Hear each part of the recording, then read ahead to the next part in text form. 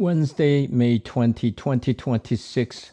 We are reading Psalm 99, 1 Kings chapter 8, verses 54 through 65, and Gospel John chapter 3, verses 31 through 36. Psalm 99. The Lord is King. Let the peoples tremble. He sits enthroned upon the cherubim. Let the earth quake. The Lord is great in Zion. He is exalted over all the peoples. Let them praise your great and awesome name. Holy is He, mighty King, lover of justice. You have established equity. You have executed justice and righteousness in Jacob. Extol the Lord our God.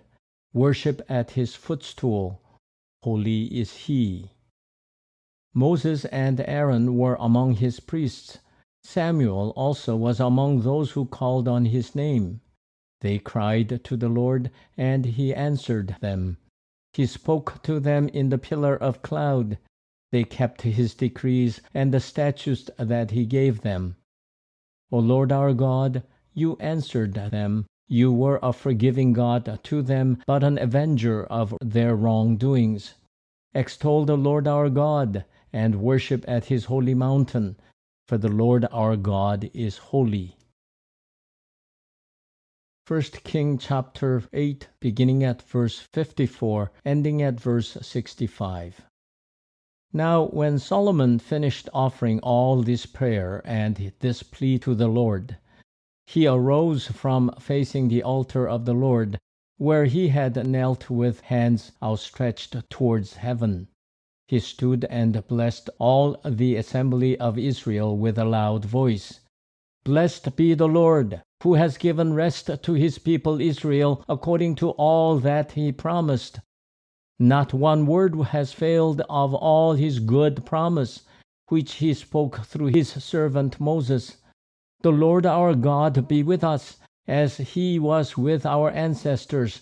May He not leave us or abandon us, but incline our hearts to Him, to walk in all His ways, and to keep His commandments, His statutes, and His ordinances, which He commanded our ancestors. Let those words of mine, with which I pleaded before the Lord, be near to the Lord our God day and night, and may He maintain the cause of His servant and the cause of His people Israel, as each day requires, so that all the peoples of the earth may know that the Lord is God, there is no other. Therefore, devote yourselves completely to the Lord our God, walking in His statutes and keeping His commandments as at this day. Then the king and all Israel with him offered sacrifice before the Lord. Solomon offered as sacrifices of well-being to the Lord 22,000 oxen and 120,000 sheep. So the king and all the people of Israel dedicated the house of the Lord.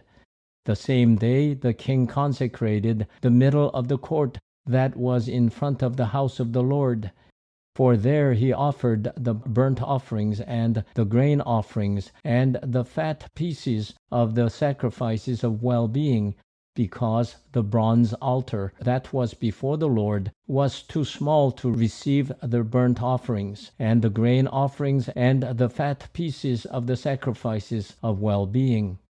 So Solomon held the festival at that time, and all Israel with him, a great assembly, people from Lebo Hamath to the Wadi of Egypt, before the Lord our God for 7 days. Gospel John chapter 3, verses 31 through 36. The one who comes from above is above all. The one who is of the earth belongs to the earth and speaks about earthly things. The one who comes from heaven is above all. He testifies to what he has seen and heard, yet no one accepts his testimony. Whoever has accepted his testimony has certified this, that God is true. He whom God has sent speaks the words of God, for he gives the Spirit without measure. The Father loves the Son and has placed all things in his hands. Whoever believes in the Son has eternal life. Whoever disobeys the Son will not see life, but must endure God's wrath.